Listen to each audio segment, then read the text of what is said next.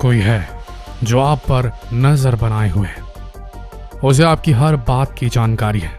आप कहाँ जा रहे हैं, किसके साथ हैं, क्या खा रहे हैं, आगे क्या करने वाले हैं, आपसे जुड़ी हर छोटी बड़ी जानकारी उसके पास है। जी हाँ दोस्तों, कोई है ऐसा जो आपके बारे में आपसे ज्यादा जानता है, और ये कोई और नहीं बल्कि देशों की सरकारें, देश की खुफिया एजेंसीज और कुछ बड़ी बड़ी कंपनियां हैं जो आपके मोबाइल के माध्यम से आपके डेली रूटीन को ट्रैक कर रही हैं। आप क्या सर्च कर रहे हैं, क्या आपकी लाइकिंग्स है, क्या आपकी डिसलाइकिंग्स है, आपका इंटरेस्ट किस चीज में है और आपकी कमजोरियां क्या है, ये सब जानते हैं।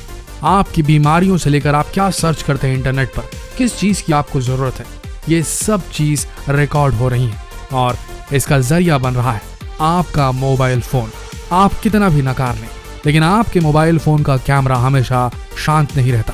ये आपके चाहे बिना भी आपकी तस्वीरें खींचता है, आपके वीडियोस बनाता है और कहीं जाकर ये स्टोर हो रहे हैं। कहाँ स्टोर हो रहे हैं ये शायद हम और आप कभी ना जान सके, लेकिन ऐसा हो रहा है।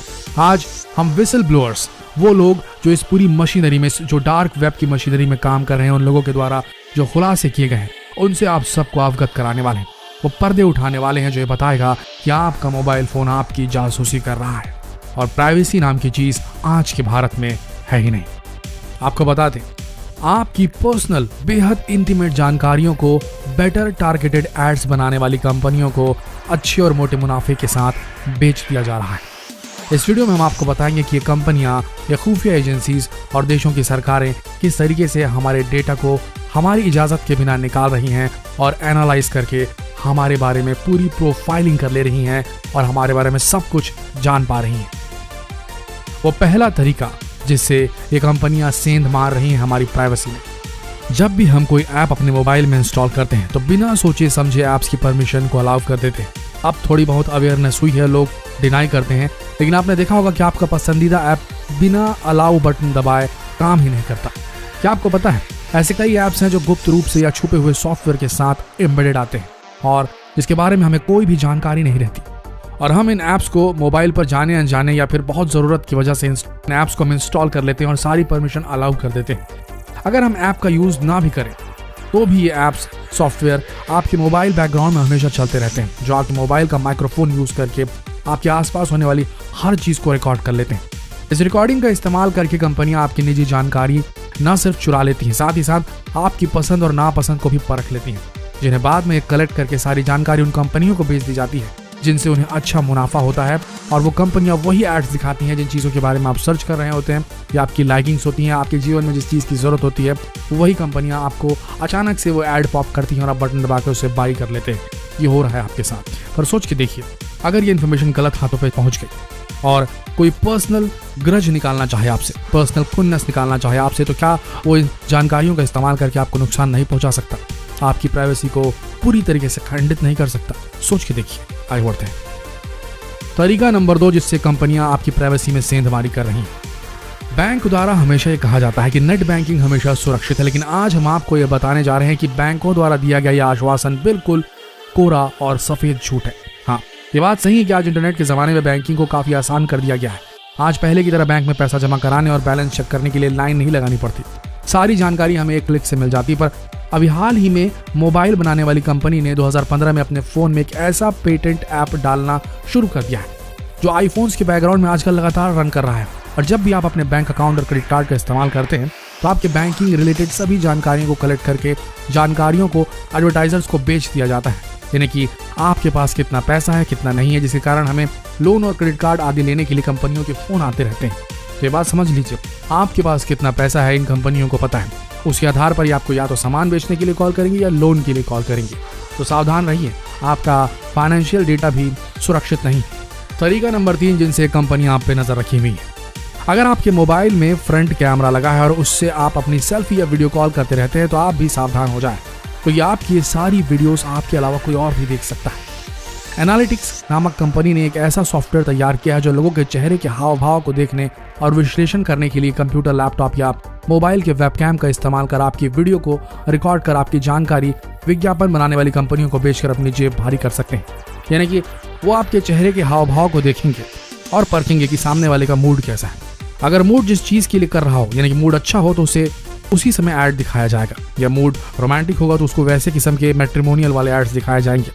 अगर मूड किसी चीज़ को बाई करने का हो या किसी चीज़ को पाने की हसरत हो, ऐसा अगर एक्सप्रेशन होता है तो फिर आपको कोई बड़ी चीज़ बेचने के लिए आपको ऐप्स जो हैं वो ऐड दिखाएंगे। तो इस तरीके से ये कंपनियां पूरी तरीके से आपको ट्रैक कर रही हैं। आपकी बॉडी लैंग्वेज, आपके फेशियल एक्सप्रेशन, सबको ट्रैक किया जा रहा है। तरीका नंबर 4 जिससे कंपनी आप पर नजर रख रही है। क्या आपने कभी सोचा है कि इस एडवांस जमाने में कोई आपकी जानकारी मोबाइल के अलावा गाड़ी के नंबर प्लेट से भी निकाल सकता है? और ऐसा हुआ भी है। इन कंपनियों ने दुनिया भर में ऐसे लाइसेंस प्लेट स्कैनर स्टोर किए हैं जो उस रास्ते से जा रही गाड़ियों के नंबर को स्कैन कर डेटा को एक जगह पर एकत्रित कर देते हैं और इस डेटा को बीमा कंपनी आदि को बेच दिया जाता है। आपको जानकारी दे देते हैं कि लाइसेंस प्लेट का डेटा $multi-billion का बिजनेस एम्पायर बन चुका है। इन्हें खरीदने वाली कंपनियां जोर देकर कहती हैं कि वे आपका डेटा और निजी जानकारियां किसी को नहीं दे रही, लेकिन वो अपने ग्राहकों को केवल आपके लाइसेंस प्लेट नंबर बताते हैं, ना कि आपका नाम। लेकिन इस बात को आप भी जानते हैं कि गूगल में ई परिवहन में आपकी गाड़ी का नंबर डालते ही ये जानकारी आसानी से कोई भी ले सकता है कि गाड़ी किसके नाम पर है। तरीका नंबर 5 जिससे कंपनियां आपकी प्राइवेसी में सेंध मार रही हैं। आप अस्पताल बीमारियों से अपने आप को सुरक्षित रखने के लिए जाते हैं, पर वहां भी आपका डेटा सुरक्षित नहीं। जब भी हम अस्पताल जाते हैं वहां अपना नाम और अपनी पूरी पर्सनल जानकारी के साथ साथ कौन कौन सी दवाइयां ले रहे हैं इसकी जानकारी भी हॉस्पिटल को देते हैं और हम सोचते हैं कि हमारी जानकारी केवल डॉक्टर तक ही सीमित रहेगी, पर ऐसा कुछ भी नहीं होता। ये अस्पताल आपकी जानकारियां इंश्योरेंस और फाइनेंस रिलेटेड कंपनियों को बेच देते हैं और फिर आपको मेडिकल इंश्योरेंस और इन्वेस्टमेंट से रिलेटेड कॉल आने लगती है।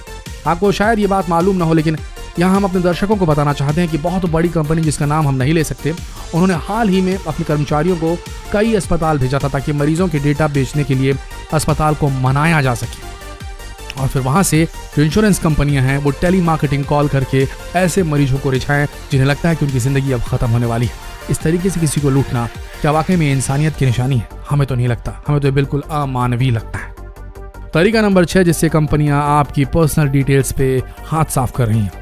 आजकल प्राय आप लोगों ने देखा होगा कि सिक्योरिटी के लिहाज से हर जगह जैसे शॉपिंग मॉल्स, होटल्स, कैफे में कैमरा इंस्टॉल किया जाता है ताकि उन पर नजर रखी जा सके जो ग्राहक बैठे हैं। लेकिन आपको बता दें कि सिक्योरिटी कैमरास के द्वारा आपके फेशियल फीचर्स को रिकॉर्ड करके कलेक्ट किया जाता है, जिन्हें बाद में एडवर्टाइजर्स को अच्छे दामों में बेचा जाता है। कंपनियां इस डेटा का इस्तेमाल अपने प्रोफाइल को नया करने के लिए करती हैं। वो आपके हाव भाव को समझकर ये जान लेते हैं कि आप किस तरह के ग्राहक हैं और क्या खरीदने वाले हैं।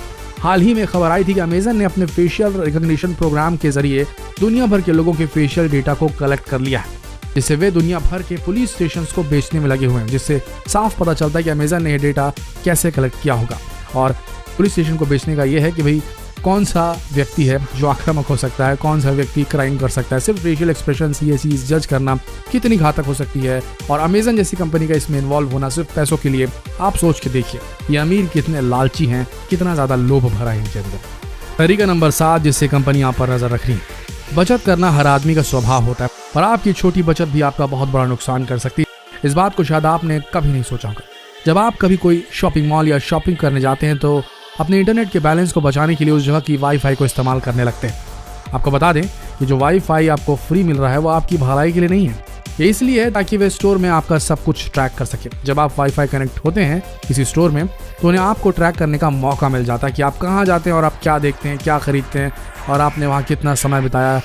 बड़ी बड़ी कंपनियां BMW, ब्रेसी, ये जो कंपनियां होती हैं ऐसी अनगिनत कंपनियां हैं जिन्होंने स्वीकार किया है कि वो अपने ग्राहकों को स्मार्टफोन के माध्यम से ट्रैक करते हैं फ्री वाईफाई देकर। दोस्तों ये बात तो सही है कि इंटरनेट ने हमारी जिंदगी आसान कर दी, पर यह बात भी सच है कि हमारी दुनिया आज भी सेफ नहीं है। आपका एक गलत क्लिक आपका जीवन बदल सकती है। ये मान के चलिए कि इंटरनेट की दुनिया अभी शैशवावस्था में है, अपनी चाइल्डहुड में, और इसे मैच्योर होने में भी वक्त लगेगा। जैसे नॉर्मल दुनिया पहले थी, आदि मानवों की दुनिया थी, वहाँ कोई कानून नहीं था, उसी तरीके से मान के चलिए कि इंटरनेट की दुनिया में अभी जो कानून है उन्हें अब तक इम्प्लीमेंट नहीं किया जा सका है। इसकी वजह से यहाँ चोरों और डकैतों की जनसंख्या कुछ ज़्यादा ही हो गई है। जिस दिन पूरी तरीके से मॉडरेटेड होगा इंटरनेट उस दिन शायद हम इन चीज़ों से बच सके। पर एक बात तो सीधी है, साफ है कि power corrupts and absolute power corrupts absolutely. अगर किसी एक व्यक्ति के हाथ में ये जानकारी चली जाए तो वो बहुत ज़्यादा ताकतवर हो जाएगा। तो ये किसी एक व्यक्ति, किसी एक इंस्टीट्यूशन के हाथ में नहीं होनी चाहिए। ये स्नूपिंग, स्निफिंग और ये जासूसी, ये स्पाइंग वाली जो चीज़ है इंटरनेट से पूरी तरीके से गायब हो जानी चाहिए। आपका क्या मानना है नीचे कमेंट सेक्शन में ज़रूर लिखें। और क्या पूरी तरीके से किसी भी ऐप को ये जो परमिशंस मांगते हैं इसके लिए डिनाई नहीं कर देना चाहिए, उसके बाद भी उन ऐप्स को फंक्शन करना चाहिए? ऐसा नहीं किया जा सकता क्या? क्योंकि ये ऐप्स जो हम अब डाउनलोड कर रहे हैं वो बिना परमिशन के काम ही नहीं करते। आपका क्या मानना है कमेंट सेक्शन में जरूर लिखिएगा और जितना हो सके ये वीडियो शेयर करें।